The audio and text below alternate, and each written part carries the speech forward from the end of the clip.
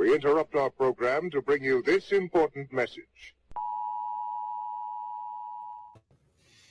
So I appreciate your time. I'm going to go ahead and tell everybody right off the bat, you're an author of a book, Tough Rugged Bastards. It's out.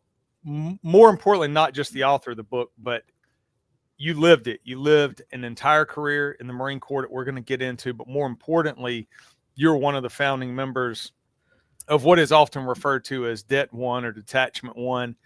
And I speak openly and I'm honest about things that I don't know a whole lot about the Marine Corps history or their branch and units within special operations.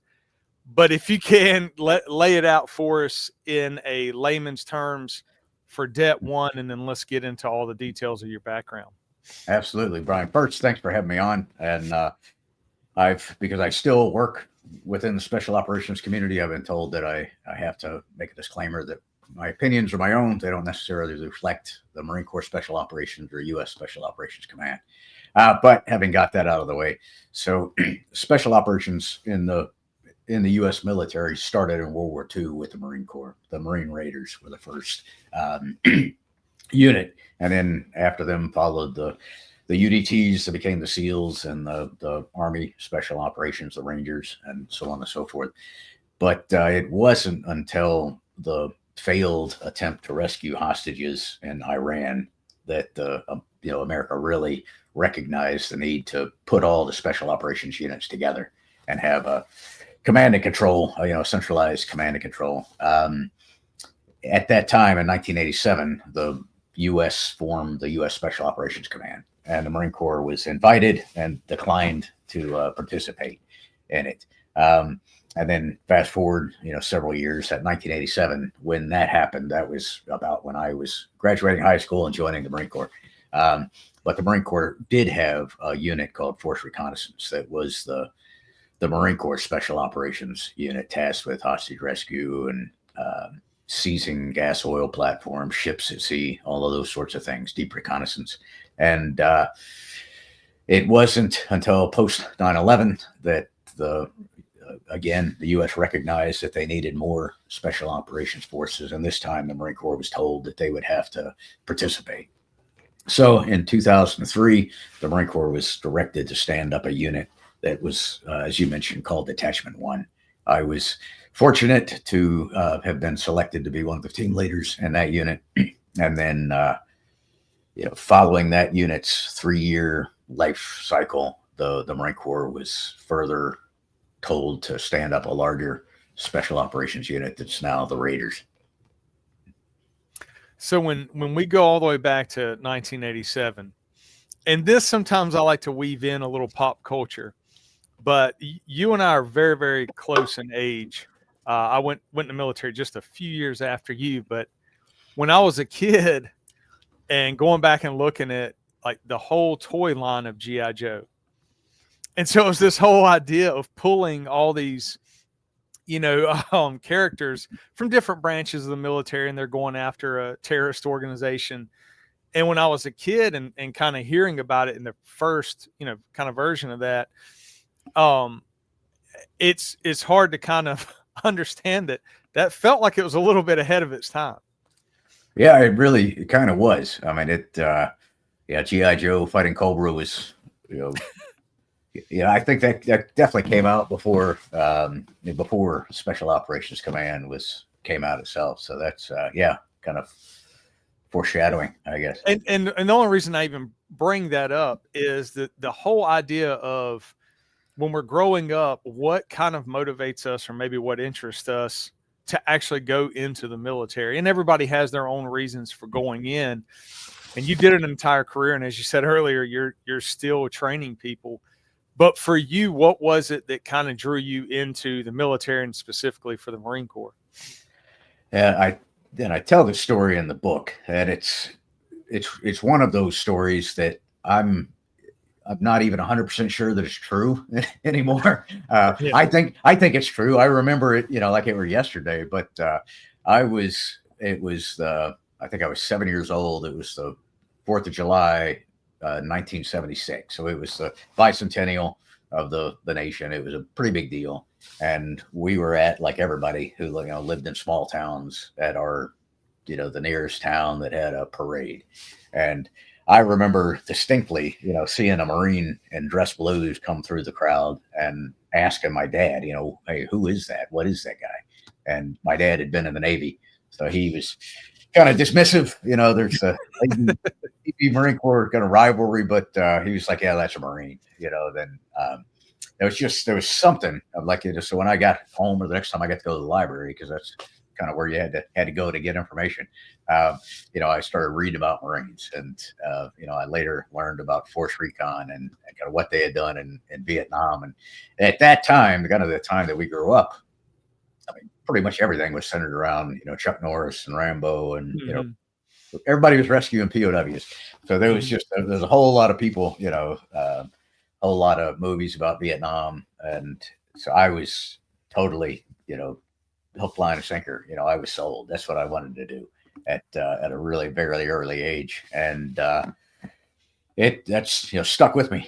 So I, as soon as I graduated high school, I was on the first bus for Paris Island, South Carolina, to become a Marine, and thought that I would love it. Knew that I would love it, and I spent a career doing it. So now you didn't, you tell me, but you didn't just graduate boot camp and get the assignments that you wanted. I mean, you had to kind of navigate a few years, correct, to get to where you wanted to go to do some missions like that.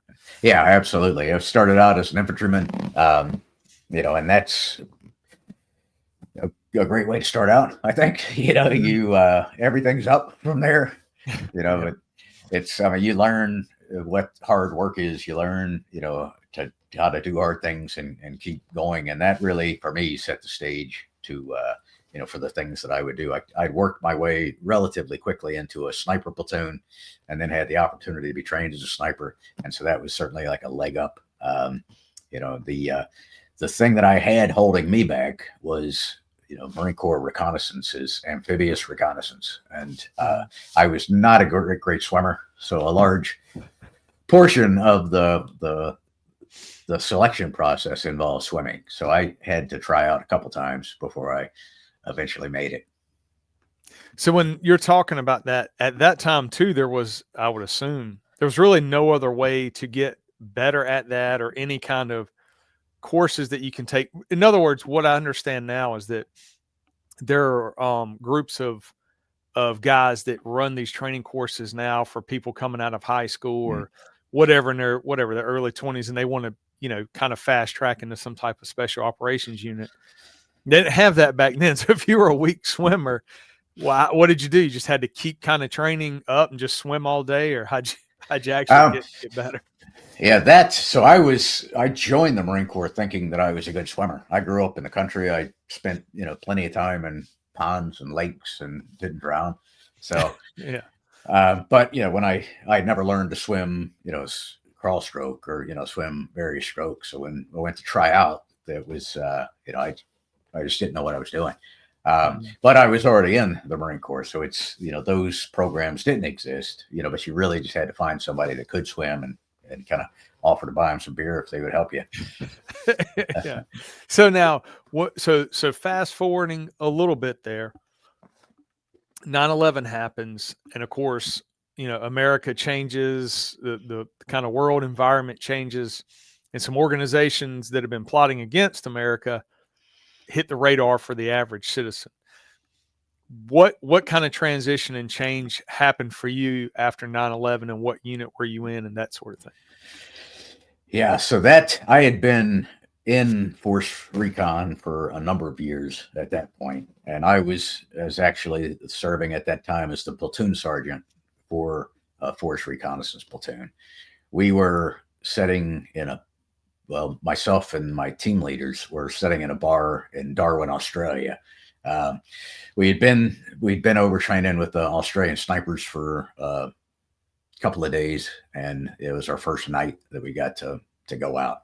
So we're sitting around drinking beer, and suddenly the football game that's on the television above the bar changes to the first tower, and then, Marines start running in the door screaming, "Hey, get back to the ships, get back to the ships." And we were, we finished our beers first, but, once we got back to the boat, we started steaming for the coast of Pakistan. So we were the first ones actually to go ashore, and the first Marines to go ashore in Afghanistan after 9/11. Can you talk about a little bit of that, or no? Just no, that's so. As force reconnaissance, our kind of two-pronged mission was reconnaissance, deep reconnaissance, so going behind enemy lines to figure out what the commander wants to know, and then doing like kind of strike missions, if you will. So shortly after we got on the ground, we were tasked to go out and find routes from where we were, kind of in the middle of the desert, and to Kandahar, like going through the desert. So we did that for a while, and then we're tasked with setting up a ambush essentially on the highway leading out of Kandahar, going to the west. And we were able to, the first Marine Corps combat, I guess, were several vehicles loaded with demolitions and explosives and fighters transiting out of Kandahar. We were able to get on those guys and eliminate them, you could say. So that and that was early December of 2001. So that was kind of the big mission that we did, and then we did a lot of reconnaissance type things that I can't talk so much about. Yeah, that's fine. Yeah, at times through open sources and different books and different people, sometimes can speak on the evolutions of things, and sometimes they can't. And this is for some listeners who get frustrated if their background is not in the military or police work or anything, and then get frustrated with that as if like, well, why can't you speak on that? It was 10 years ago or 15 years ago. And I mean, I would venture to say there are things and sources and methods that are still going on that are pretty successful that nobody needs to openly talk about. So I don't want listeners to always get frustrated when they hear that, because it's there for a reason. And I've always been impressed with America's ability, especially in the military, to get things done and accomplish missions, and sometimes still keep really good secrets. Yeah, sometimes. Yeah, and then sometimes they don't. So and with that being said, is it normal in the Marine Corps to have any kind of unit set up to do missions that were not necessarily lined out that way? And I guess what I'm saying is the Marine Corps has that image of being very rigid, very disciplined, the ability to kind of fight on different terrains. But but is it normal in the Marine Corps history for higher command to then say, hey, we need a new unit set up, and then how that kind of happens? I mean, it's kind of a weird question, but I mean, I don't know necessarily that that's the norm. And it seems like a lot of things changed after 9/11 in the military, and potentially a lot of really good leaders were given the opportunity to create something. And in this sense, we're talking about a unit that, if I'm not mistaken, you had the firsthand ability to pick and start to train up a unit. Yeah, so it's not common. It's very uncommon, for the Marine Corps to say, hey, we're starting a whole new thing. In this case, the Marine Corps didn't ask to do it. The Marine Corps was told to do it. Okay. The Marine Corps was not particularly pleased about it. They had tried to push back for a little bit. The Special Operations Command was also not terribly pleased to be receiving a Marine unit. They were pretty kind of happy with the way things were. So within the U.S. Special Operations Command at that time, the Green Berets from the Army and the Rangers, the SEALs from the Navy, and the special boat teams, and then the Air Force pararescue and combat controller guys were all a part of this, along with some aviation and things. So, the thought of bringing in a new unit was not, nobody was a big fan of it. Mm-hmm. But having grown up in the force reconnaissance the way that I did, it was something that we always talked about. Hey, we should be a part of US SOCOM. Hey, we could get better missions. We could, get better equipment, get this or get that. And so it was an awesome, amazing opportunity. It was, I was just thinking about it the other day. It was also a really incredibly, if we had screwed up, we would have kind of been like, hey, you're the guy who screwed us out of because the whole purpose behind Detachment One was to serve as a proof of concept to see whether Marines should be invited to participate in SOCOM. And so I'd never, in almost the 20 years that have passed, and never once had it really dawned on me that, hey, if we had screwed this up, I would have been ostracized within the Marine Corps. It's just not something, I thought would happen, or something that I thought about. But just the other day, I was like, man, yeah, we really could have, I just could have been blacklisted, forever from the Marine Corps. But, getting asked was a massive, opportunity, a massive, ego boost. And the man who was picked to lead it was had been my commanding officer in the past, and he was just a guy with he was absolutely the right guy to pick to start the unit. And then he gave those of us that he selected to be team leaders the opportunity to pick our guys, within reason from throughout the Marine Corps. And that's very, very unusual. I've never heard of that really happening in a Marine Corps unit. But do you think that was done? To me, it's kind of common sense that if we're going to stand up a new unit and we kind of have some parameters of what we're going to do, this unit doesn't exist. So it's not as if we've had a selection for 30 years, that we can lean on.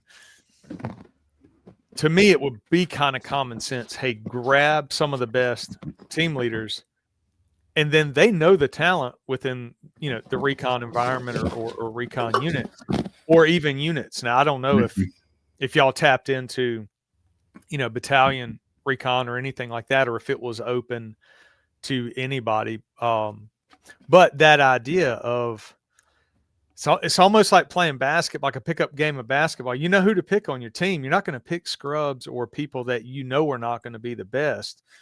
And this is for some of those that listen to this that are in leadership positions, be it military, police, or in corporate America. Kind of trust some of your mid-level supervisors and team leaders and let them pick the people they want on their team. Like the higher up people get, I think sometimes they get too far removed. From that. But with that being said, you and fellow team members or team leader members were able to pick your teams and then move forward and basically create the training regimen, I would assume, and how you're going to continue this if in fact it is a success, right? Yeah. So we were given very, very little information when we started about where we would deploy to, what we would do. We had no equipment. We had, everything. Everything had to be purchased. So weapons. Buildings. Like we had to borrow kind of buildings until some temporary structures could be thrown up for us. Borrow equipment where we could. So one of the, in my mind, the best moves that we did, the Marine who was selected to be our platoon sergeant. For this he's like, hey, as recon Marines, you had an Alice pack, right? Everybody went out and bought their own Alice pack because you wanted to, to modify it. You wanted it to be here. He's like, the one thing that we can do is we can throw weight in it and we can go out in the hills and hike.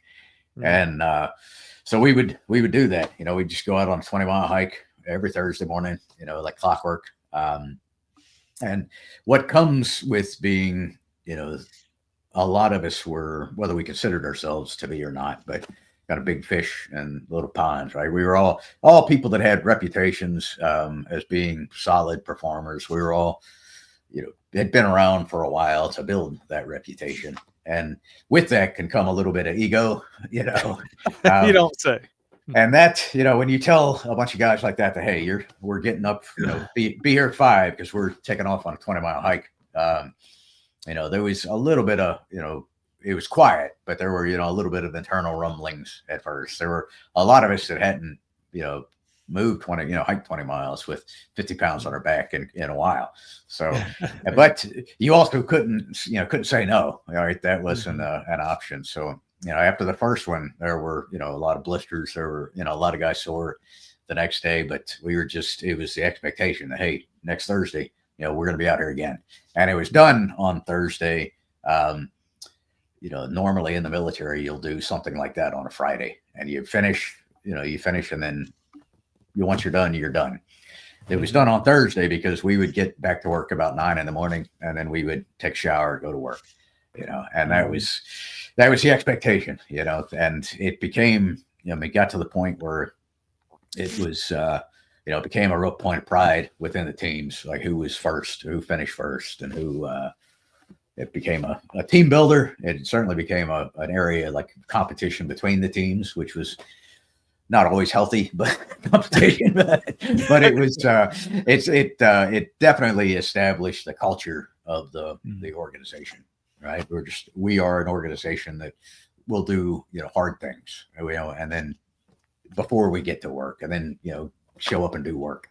And that is probably the biggest lesson, one of the biggest lessons anyway I've learned in my life. And I do a lot of talking with, military units, but also, corporations and things like that about leadership, about developing, corporate culture and shared hardship is one of the, and that may look very, very differently from a startup than it does from a special operations unit, but that still is a great way to build uniformity and continuity within an organization.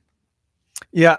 I think it gets overlooked, the whole idea of commiserating and suffering together, but also teams within a team or a unit they can compete, and then you start to kind of see innovation take hold, whether it's firearms training, different techniques for carrying your weight and distributing it, or into the realm of if you're being tasked to do like plainclothes surveillance, or hey, your task now is to blend into this urban environment where traditionally, you could have soldiers or people who have been serving a little bit more conventional, a little bit more like, hey, our job is to not be seen, but now we have to blend into, like I said, an urban or city environment. Was that part of some of that transition? Did you all start to get into some of that, or? Yeah, we did. And that was something that we had, somewhat of a background in. I mean, we did some of that stuff before. I was immediately after I had come back from Afghanistan, I had been with First Force Recon for I think approaching 10 years. And so I was just told, hey, you've got to do something else.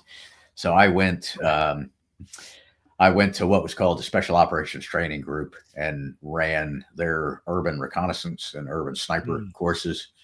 So I oversaw both of those. And that's where we provided that training for, it's not a normal thing, to think about blending in, in a urban environment where obviously sniping in an urban environment comes with a lot of challenges that you wouldn't have elsewhere. One for just, how do you carry a sniper rifle into a hotel room or whatever the case may be. Yeah. So there was a lot of that I had a good background on, and part of the reason that my team, when the detachment stood up, was really I was the focus for reconnaissance. So I had a lot of that to kind of bring to the table. And so then, if I'm not mistaken, your unit, once y'all get it stood up, you actually do deploy, correct?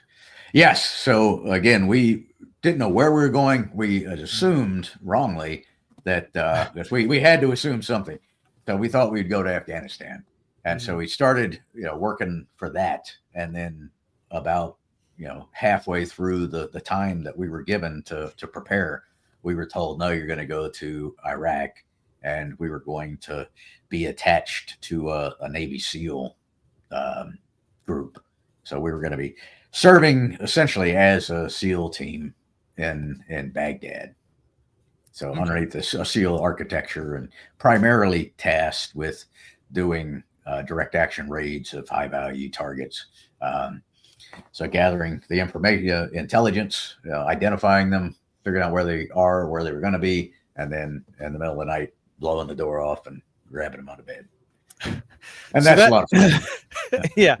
Well, I do want to say that, like, I think probably one of the reasons your unit was successful was in that sense that unless I'm wrong, like, you are focusing, say, on a high value target, but you're kind of developing your own intel. You're developing your own kind of plan or course of action to do that, correct? Like, you all are not having to depend on a third party to do this, or am I wrong on that? No, not at all. And that's one of the things that absolutely made us as successful as we were, is that when this unit was built, there was about 30 of us that were shooters or operators or whatever the name of the day is. But there was another 30 that were intelligence specialists. So we had a more robust intelligence capability than really anybody on the battlefield. And then we had another 30 or so smattering of kind of everybody else that you need, from logistics folks to mechanics and admin and communications and things like that. But having that massive intelligence capability that consisted of, signals intelligence, human intelligence, geospatial intelligence, all source kind of fusion, was something in that level, and with that the quality, because just like, we were kind of picked from, the top tier guys, the same thing happened we had people who had just come from working at the NSA or DIA or, so we had just phenomenal intelligence professionals at every level. And they were the ones who made things happen. They were the ones who were identifying targets, kind of seeing connections that other people weren't seeing, and certainly enabled us to go out and grab bad guys. Yeah, I think the intel side often gets overlooked, or people kind of gloss past it because of the dynamics of kicking a door in or assaulting buildings and stuff. But it seems to me, like you're saying, if you have an arm or a branch within your unit that can do that can look at all different angles and different facets to be able to develop something like that, the more success you get off of that, the better and dialed in everybody becomes. I would assume, and you tell me, I don't know that there was anything that was a huge failure in that part. It sounds like everything was running somewhat smoothly. Yeah, that was not when we first arrived. We were put in a location where traditionally, quite often when you show up in a country, you will be replacing another unit. And so that unit, in that location with that area of responsibility will have, like, hey, here's who's who in the zoo. Here's, who the targets that we've been chasing, and the ones we found, the ones we haven't been able to find. We didn't have any of that. So we had to rely on the intel guys to make things happen. And it came down to one Marine who just kind of doggedly, wouldn't give up on, reading these intel reports, and identified that there had been a significant number, I think 17 or 18 Iraqi interpreters who were working with the U.S. that had been executed over a relatively small period of time. And so he started doing the link analysis and saying, hey, is there somebody that connects all of these people who have been killed? And he came up with, there's one interpreter who's been connected somehow to all of these people. So he tries to explain this to us, and we were like, well, hey, let's go grab this person. And that person happened to be a woman. All right. So now we're And it's the first mission that we executed. I got tasked because, I had more of a background in reconnaissance and kind of operating in urban areas. So I was asked, given the lead of the mission, I had to take, because it was a woman, had to borrow a female operator from the Polish GROM, the Polish Special Operations. Then we brought another Marine or two, one of our intelligence specialists, and we're driving, a sedan through downtown Baghdad in middle of the day in 2004, which is not a little dicey place to be as white folks. And it's turned out that every place that we went, this woman had just been there, but she'd, so we spent the day kind of tracking her around, and finally we were able to find her, bring her back, and learned quickly that she was responsible, but unwittingly so. So she had been the victim of what what we call honeypot. I'm sure you're familiar with the term, but the other way around, I guess. I don't know what you call it when it's a dude, but this guy had seduced her or whatever, and was like, hey, I need my company wants to hire some interpreters to speak English, and can you give me the little recall, phone roster or address list of all of the people that you work with. So she was, when she found out that she was like responsible for this, she was devastated, but she was also really, really pissed. So she gave him up, and that really started it. We hit his house and business kind of simultaneously, like the next night, and his business was a bomb making factory. So from there, we computers and information, and it really it became police work. We had FBI agents that were working with us, and so it's a lot of just investigative stuff, going through computer files, figuring out who's next, who his boss was, who he was sending money to. So really, we were going after the cell leaders, financiers, the kind of bomb makers and things of that nature. A lot of if you remember at the time, there was the deck of cards that had, Saddam as Ace of Spades, and then, Chemical Alley and things. So we were, a lot of them have been caught, but we were tracking down some of the last remaining face cards and wound up catching, I think, the last two. So you were able to get the guy that had flipped her. Yeah. In order to, okay. So it should be said, just like in the world of anyone who's helping, the U.S. military, and depending on interpreters, intel gathering, I have to assume there's always that cat and mouse game. And just like you had said, very similar to police work, in the fact that you start to work computer extractions, you start to look at the network, and you see the people who are developing the information and then basically executing or taking out those interpreters.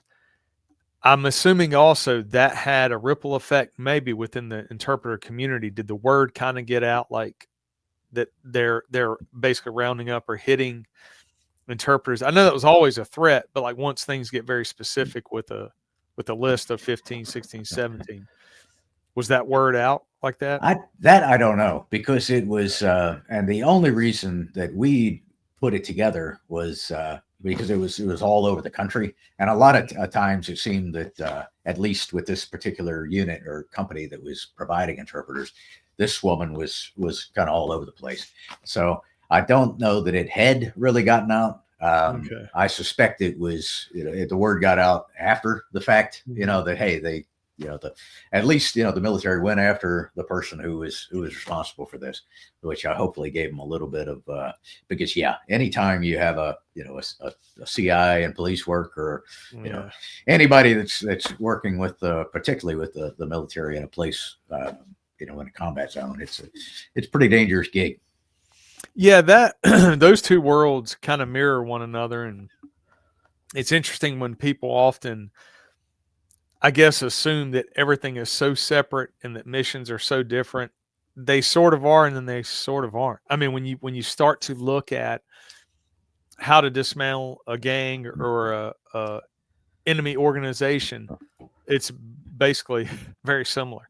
One of the newer techniques, is the ability to kind of change the branding of a gang or motorcycle club or criminal organization in America the same way overseas. We're kind of seeing that now with cartels in Trinidad or Agua out of Venezuela. When America then starts to change their strategy, it begins to change the brand of that organization. So it's not as lucrative, or at least moving forward, I think what we'll see, it's not going to be as lucrative to join certain cartels or organizations because of America's protocol changing. The same way, I think there was a certain time, throughout the war in Iraq with the operations in Afghanistan, where it was maybe not as beneficial for people to sign up and join something like Al Qaeda or ISIS or that sort of thing, because once enemy fighters are taken out or that sort of thing, it's like people don't want to necessarily join the cause. I could be wrong on that. But I feel like that's kind of the commonality. Yeah, I think it really comes down to with to motivation. Mm-hmm. And if your motivation is simply money, we, in some ways, in Afghanistan, when we were like going after the drug trade, and the Taliban profited greatly from the drug trade. There were certain people that were like, hey, this is not worth it anymore. I'm sure. Yeah. But when you're talking, ISIL, ISIS, Al Qaeda fighters who are motivated by ideology, then kind of the more you kill, the more you make. So it really, I think it depends. And there's absolutely in an insurgency, and that's the reason we had FBI agents and things like that. It's a cellular organization, right? It's very, very similar to any other, ring or, gang or thing like that. But whereas, normal, fighting World War II was a very, very different thing. And, war with China, or North Korea would be a very, very different thing. But there's absolutely a lot of overlap when you talk about fighting insurgencies, and we lean very heavily on law enforcement, and there's a lot of law enforcement that came to assist, because they had expertise in those areas. Yeah, and was that some of that overlap with interrogations or interviews? Were y'all part of that or not? Yeah, we were. It's primarily our human intelligence folks. I never was my job to interrogate people, but there were times when I was present for them, and that's a hard job. That's not something that I would want it to have to do. Yeah, but it was, there was absolutely times when we would be kicked out, and FBI interrogators would be brought in because it was the criticality of it, or the targeting, or things like that. And that's something that they do, a lot more than we have the opportunity to. Yeah, and it's good to kind of keep those worlds separate a lot of times, but it's also good for people who don't do them to be able to observe and then understand, okay, I get what kind of information they're trying to extract, or is there something that a person can pick up on through human, observation of human behavior when they get hands-on. I mean, meaning, like, in other words, if there's a vehicle takedown or a building takedown and people are detained, if the person going hands-on has any kind of interaction with people, like a triage kind of thing of, hey, let's get, everything out of their pockets, look at any kind of scars, marks, tattoos, that sort of thing. Is there anything that they can glean early on that can help interrogators down the road, or vice versa? And I do think that, like, that's one of those things, in the police world, it's often this division between, SWAT teams and detectives. And so usually those two worlds don't really cross paths until there's like a special assignment or a gang unit and that sort of thing. And then sometimes you can have some SWAT team members who may want to watch and see what's going on and go, okay, Mhm. hey, maybe we can learn, very, very accurate information early on when we go hands on, or now we understand why things are so important, documented where people are and that sort of thing for once we get into the interrogation room. And I think that's the same over there as well when people try to deny who they're related to, where they were, like that. No, you got me out of a vehicle. I wasn't in the house, that sort of thing. Yeah, and that was absolutely something that we relied heavily. We had um, quite a few LA SWAT, LA sheriffs SWAT, reserve Marines that would come and do their reserve time, working with us during training. So that was always really helpful. And then the relationship that we had by having our intelligence baked into our unit, those guys would come onto the objective with us, and they would take care of kind of the immediate, questioning, identify who's who, and really enforced on us the requirement that you got to do the paperwork. You got to here's where we got this guy, and oh, by the way, these are the weapons that were in the room, or the money, or the IDs, and a lot of it came down to like you said, like, hey, I'm not, one of the, I think he was the second to the last deck of card guy that we caught. We had been after this guy for months, and before we got in country, people had been after him. And he was would never sleep in the same place. He was just always moving. Really great security, really great tradecraft. And we caught him. We had a source that was able to tag his vehicle, and we caught him, brought him back, and we only identified him because we had previously grabbed some of his relatives, and there was a very strong family resemblance. So, and this guy still denied. Oh no, I'm a farmer. That's not my name. And even when family members were like, yeah, that's that's him. And so it's there's a lot of times you just have to keep, and that's one of the things where patience and interrogation comes into play. Is just keeping after them until you're able to gather enough information that it's just irrefutable. Yeah. So now transitioning out of that, what were the next phases for Detachment One? Like, did you all rotate back, or did y'all then expand and have people constantly staying over?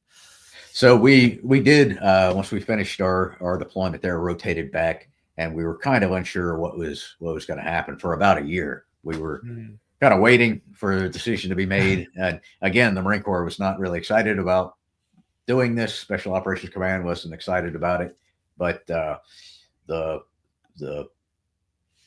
people who had been given the mission of kind of quantifying our success, it was irrefutable that we had taken a lot of bad guys off of the plate. We had operated at kind of at every level of special operations and executed all of the missions that they could have kind of hoped for, from a lot of the the intelligence gathering, a lot of urban stuff, a lot of direct action, a lot of sniping support, a lot of kind of working with other like coalition forces. And so it was pretty clear that we had succeeded, by any measure that they threw at us. So we were kind of waiting to figure out what was going to happen. We expected, a lot of us expected, that we were going to just kind of bifurcate, and make a second group and then select more people and grow. And finally, the Marine Corps was told that you're going to create a large, 2-star general command unit that's going to be on par with the SEALs and the Green Berets. And so MARSOC, the Marine Special Operations Command, was formed in 2006. And when that happened, Detachment One just ceased to exist. So some of us, some went on to MARSOC in different capacities, and some didn't. But it went from a 100 person unit to a several thousand person unit kind of overnight. Yeah. And it was and in order to create that, the Marine Corps took its 2 force reconnaissance units and just kind of moved them over. And when that happened, I left California, came to out here to sunny coastal North Carolina, and was given the job of building the schoolhouse and creating the training course that would make Marine Raiders. Okay. So then and this is a dumb question, but I ask it because I think it's important and it often gets overlooked. Did anyone at any point ever think about the recruitment tool of a unit like this, like being able to have a unit that in the Marine Corps can entice a young person or any person really who wants to join the military to say, no, I want to be part of that unit now that it's, it exists and can be acknowledged publicly? Yeah. So the Marine Corps, one of the things that the Marine Corps has always been really, really good at is recruiting. Right. We tell good stories. We make good commercials. And I think we're the only service that is like never not met our recruiting goal. Even though over the past couple of years, we had a couple times where we were close. But when MARSOC was formed, one of the early decisions was that we would not take civilians, essentially. So you couldn't just go to boot camp and then become a raider. So you had to do some time in the Marine Corps. So because of that, I think the Marine Corps has not done a great job of using it as a recruiting tool as much as they could. We have our own recruiting branch, and so we recruit only from Marines. But if you go through the Charlotte airport or the Raleigh airport or San Diego airport, you'll see advertising for Marine Raiders. So I think we do a good job of it within the Marine Corps. There's certainly a part of me that says, hey, if you want to be here, then you should probably figure out how to do it. You shouldn't need somebody to entice you to come in. Yeah. Because this is the kind of job where, it's more than a job. It's right. It's got to be a calling. It's something you kind of dedicate your life to, at least the way I see it. But I do think the Marine Corps could do more with that. There are, we are at present, I think, the only, the Army, you can sign up with a contract that will guarantee you the opportunity to try out for special operations. Navy, same thing. You can get the opportunity to go to BUD/S. The success rate is very low, but you could try it. We don't do that, and I sometimes think that we would certainly help the Marine Corps if the Marine Corps would use us that way. We do now, and it took a while because it just takes time for information to get out. But now we absolutely have Marines joining who grew up. So we've existed now for approaching 20 years as the Marine Special Operations Command. So we have young guys who have grown up wanting to be a Raider. They're for a good portion of their life, which is really cool to see. Yeah, I think the recruitment tool gets overlooked in the sense that, and I'm sure the perspective could be a little bit different, but when someone's on the street and they want to join the Army, let's say, and the Army says, yeah, here's a contract, you get a chance to try out for, SF or whatever, or Ranger battalion or regiment. And they sign that contract and then they go through basic and then they get into selection, they wash out. The Army's got them now for probably 4 years, I would imagine, is the minimum for a contract like that.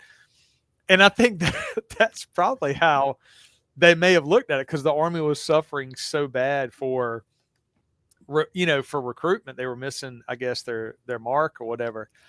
And so I say that because in the police world, so many departments are suffering for recruiting, and they don't use their SWAT teams or K9 or gang units as a recruiting tool.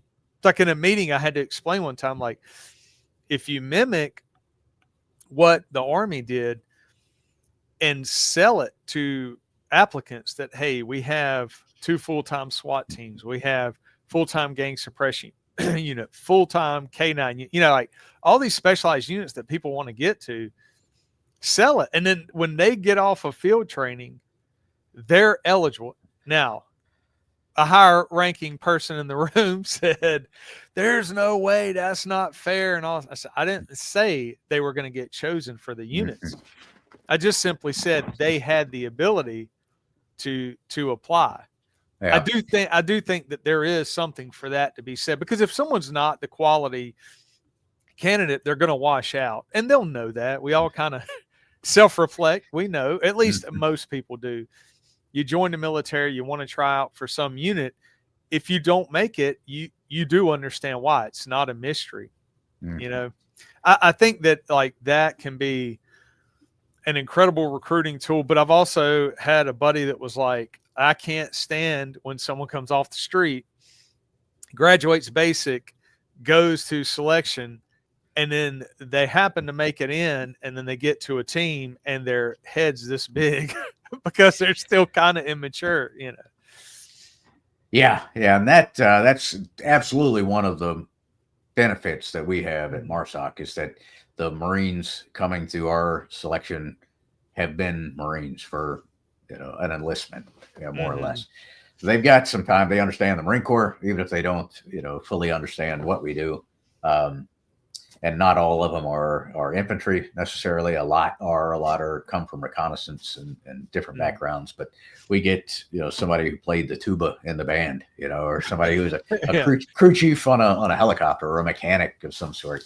And it's and sometimes they're the best students that you have, because they don't have bad habits and a lot of things. So they're absolutely willing to learn. Yeah. And then you find some certain skill they're really solid at, be it carrying a ruck 50 pounds of weight for 20, 30 miles, or that, hey, they're really good at, different things. I always like having an open mind, and I always loved that part of like looking for the talent and finding a motivated patrol officer and reading their reports and seeing how they were on crime scenes, or talking to gang members who know that officer, by name. And they're like, yo, that's the one out on the block road.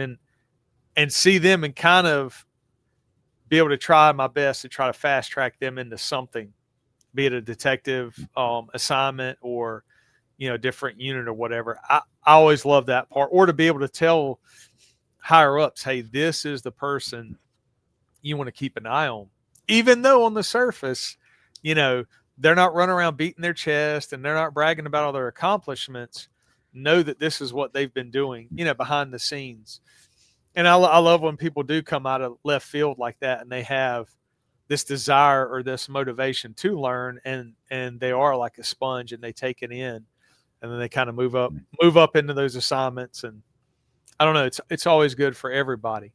Moving forward, for the Marine Corps, for these units, I mean, is there anything else that's lacking in the Marine Corps, like a unit or anything that they don't do? It seems like now they've kind of tapped into everything, right?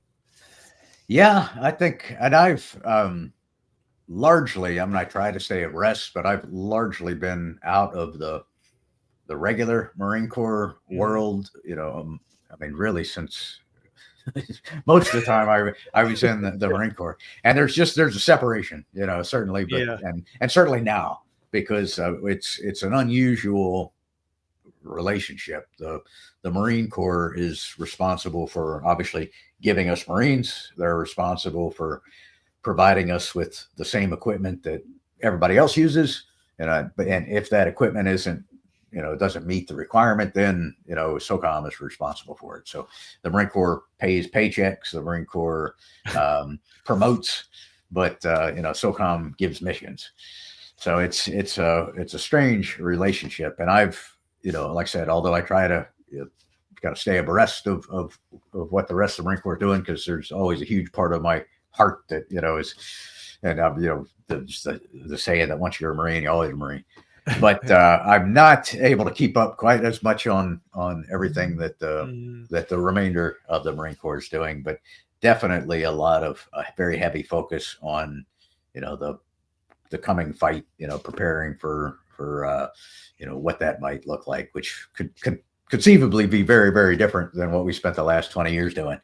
Both in location and adversary, more, conventional in some ways, but, you only have to look at like what's going on in Ukraine, and the proliferation of like, UAVs and how those are being used, and other robotics. And there's just, it's a crazy, time now. And when you look at it, and warfare's really left, cyber, space, all of these things that really, come into play, that requires everybody, to, even, the young enlisted guy to know a lot more than certainly, I needed to know. And, when as an infantryman that, when we were in. Yeah. It was, when I was in the 90s, and it was very, very basic. We had iron sights, which is always funny when, even on the police department, when younger officers were joining and stuff, and you get on the range and you start shooting. And I was carrying a backup, was a 38 revolver. And they're like laughing at me. And I'm like, iron sights, that's all I know. I don't know anything else. I can learn, but you know how it is. It's one of those things that through those evolutions, whatever the enemy you're going after kind of dictates to how you go after them. So, and I won't put you on the spot with this question, but I am always curious when it comes to leadership. You were very fortunate, and you were working in special operations and the recon community, but was there ever a time that you had a leader that was subpar or horrendous? And if so, was there anything that you actually could learn from them?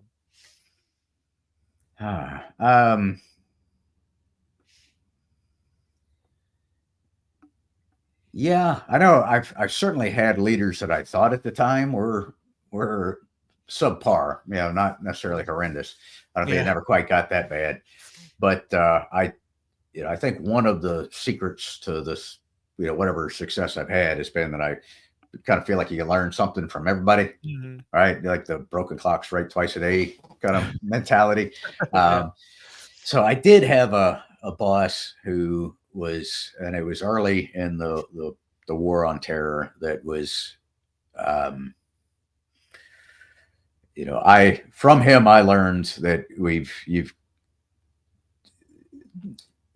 patience, tactical patience, I guess. He was very quick to like, hey, we're going to do this thing, I'm like, okay, but we really need to at least kind of plan it out, war game it, go through the, like, no, this is what we're doing.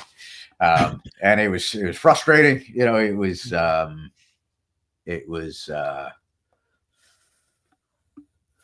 as the guy who was in the position that had to manage him, I guess you could say, it made my job challenging at best sometimes. But it was, certainly made me a better leader. So I think that's one of the things that, in any leadership position, it's very rare that even as a leader, you're not going to have a boss. And, you'll have good bosses, you'll have great bosses, you'll have, mediocre, shitty, down the line. I think, especially one of the things the military does is that, hey, he's the boss, right? At a certain point, you stop arguing and you say, hey, to the rest of the guys, here's what we're doing. This is the mission. This is what the boss said. And you do that unless, it's going to get a bunch of those guys killed. And then there's then you've got to know when they're like, hey, we're going to go behind closed doors and we're going to have this out one way or the other. All right. We're going to, talk this thing through. And, I've always was able to have good success with that. If you support the boss as much as you can when you can, then they're more inclined to listen to you when you're like, hey, I really, really, kind of need this win. I need you to listen to me here, right? I've got a set of experience that it's not the same as yours, but it's I really see all the ways that this plan that you have could go bad, right? And cost lives, or so I've that's kind of the way I try to go into it, and I've had pretty good success. Yeah, I think that's probably the best advice is kind of picking and choosing, but then saying exactly, hey, if we go this course, these are possible outcomes that are going to be bad. And for anybody in a leadership position, really good leaders that I've always seen were the ones who would listen to other, lower step supervisors. So if it was in the military, for the Army, a platoon sergeant or sergeant first class listening to a staff sergeant, or the buck sergeant, or even the gunner. Sometimes, hey, what's your recommendation for this, or that sort of thing. I would assume in the corporate world, that's not as big of a problem, but I don't know. I mean, it could be. I always like to pick people's brains in general when they've gone up through different leadership roles and been able to do things like you did, be able to work on creating a unit, figuring out these strategies and tactics that then get kind of passed on, and the success rate of that. And you've documented it, in a book, which to me is probably the best thing anyone can do in the military, because like you mentioned earlier, when we're all younger, for us, it was always books. There were some movies, but a lot of us read the books, about units from Vietnam and that sort of thing, and really motivated us to, hey, this is the path I want to go, or this is the branch I want to go. And so I think that books like yours and other people have documented, it's motivating that next generation. I mean, as well as, the average citizen reading it and starting to get a better understanding of what people were handling overseas, as well as, I don't know, the incredible capabilities of the U.S. military. And I think that probably is the best way to put it, I guess. Yeah. It was, I left after I left the military, continued to work as a civilian for them. I had, when you were in the military, you get the GI Bill, right? The opportunity to go to college. And I used like every dime when I left. I said, I'm going to, burn every single dime of this going to something. And so I got a master's degree from UNCW. And then while I was finishing that up, a professor said, hey, you should consider, you write well. And I'd always been a big reader, always liked writing things. You ever think about applying for the creative writing program, which is a Master of Fine Arts degree? And UNCW has one of the top 10 in the country. So, I was like, oh, I'll make them happy. I'll apply, but there's no way I'll get in. And they must have, they had military quotas or something. I don't know. But I, got a letter, got an email that, hey, you're admitted. I'm like, oh shit, now I really got to do this. And so ultimately the output was the manuscript that, I wanted to write something that there's a lot of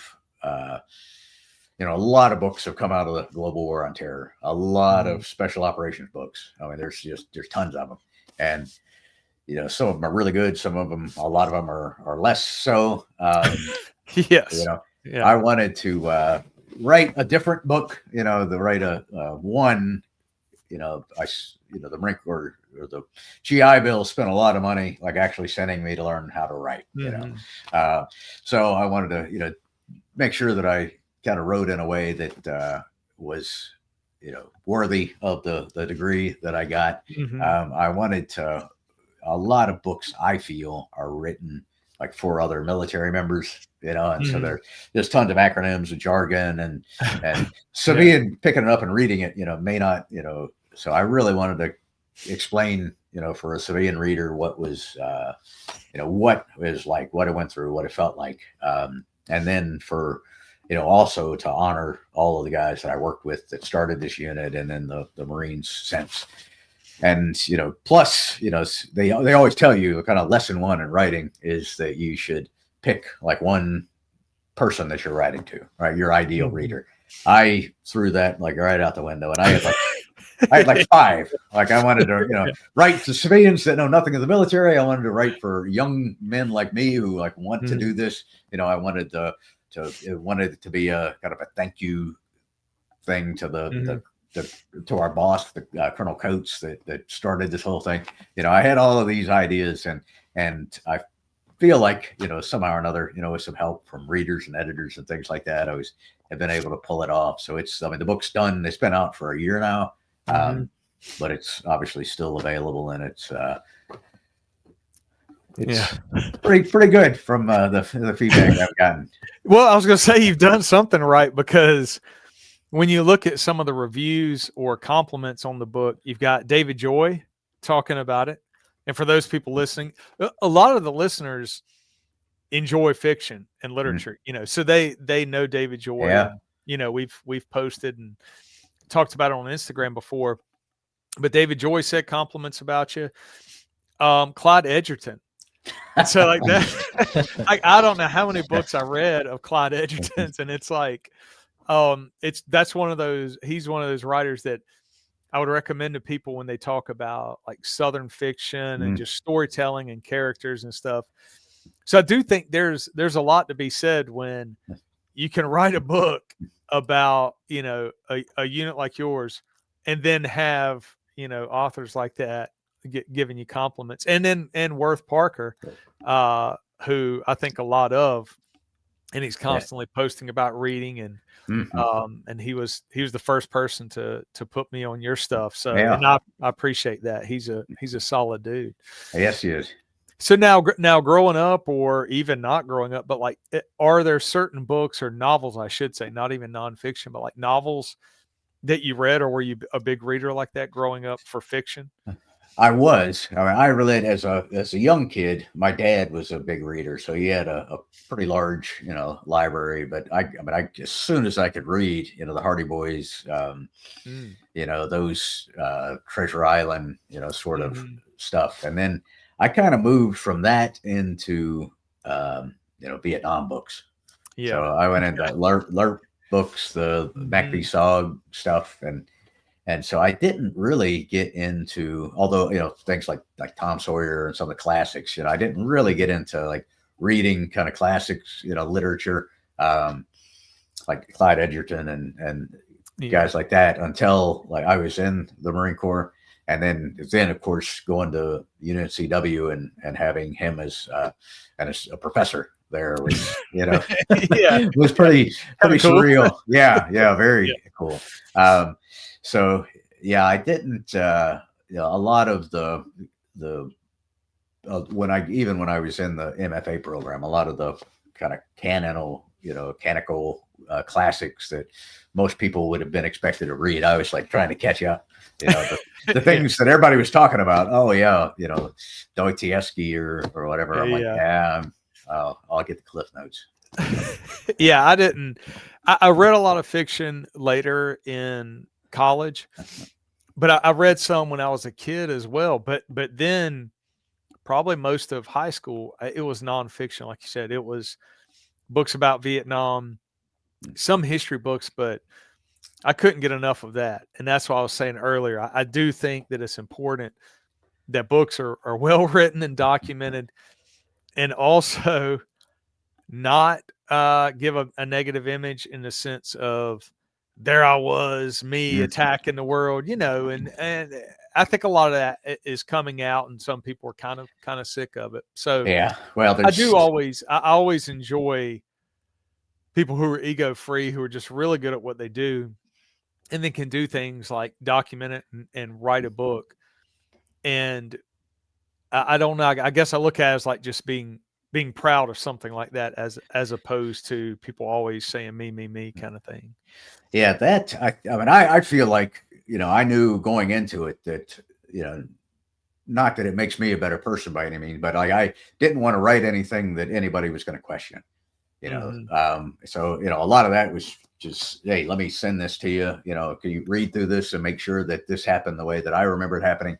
But yeah, some of the things that have come out recently and special operations of, you know, stolen valor things, or saying things that are absolutely untrue, you know, that was just you know, I would be so one, why do it? You know, why, you know, when you know, I felt like at times I was trying to tamp down the story. You know, it's certainly my involvement in it, because, you know, everything was, you know, a massive team effort. So it was, you know, that I get credited with being humble, and there's probably some truth to that, but there's also just, hey, I don't want somebody calling me a liar, you know. So I want to make sure that that everything I say is, I've been able to fact check it, and not you know, I hate reading it, you know, I think most people do, you know. I don't want to read a story of somebody, you know, beating their chest. And I think there's you know, if you want the story to get across, if you want the point to get across, there's usually a better way to go about it and tell it, you know, tell an interesting story. And if you can do that, then, you know, whether you got a silver star or not, you know, it's you know, it's still a good story. Yeah, I agree. I think there is something to be said about units and culture, and the next generation when they join. Are they trying to be a better person and be humble and master their craft, or are they being told, no, we're supposed to be loudmouth, self-promoting, you know? And I do think that kind of spiked a little bit, and now I think everything's leveling back off, where people understand, hey, they're really good units, or really good books. You know, read this one. Don't necessarily read this one, or don't judge an entire unit based on this one person's, you know, whatever it is. And that goes for any field. But I do want to say, man, I really appreciate your time today. I'll post segments, you know, obviously in reels and stuff from the interview, but you're on Instagram. I'm on Instagram. It's the only thing I'm on. So, but are there other platforms where people can reach you, or if anybody wants to reach you, what's the fastest and best way? Yeah, Instagram's good. I try to be on there regularly, even though I, you know, would rather not be. Right. But I do have 2 newsletters that I put out weekly, and that's you know, if someone's interested, that's probably the best place. The Thursday morning at 6 a.m. It's called Walking Point, and it's on Substack. That's jedailey.substack.com, and then on Monday mornings at 4:30. It's my other one called Ruck the Fuck Up. That it's kind of an offshoot, but it's really it talks about mental toughness. I mean, I believe heavily in rucking for fitness. So it's a combination, and I believe that, you know, the first builds the second. You know, getting out, putting weight on your back, and rucking builds mental toughness. And I think there's, you know, we could use a lot more of that. So those, you know, either of those, you know, people could check out, and they can find the links to all those on the Instagram. Perfect. Well, I appreciate your time, buddy. All right. Thanks. Yes, Thanks for having me. Yes, sir. All right, bye.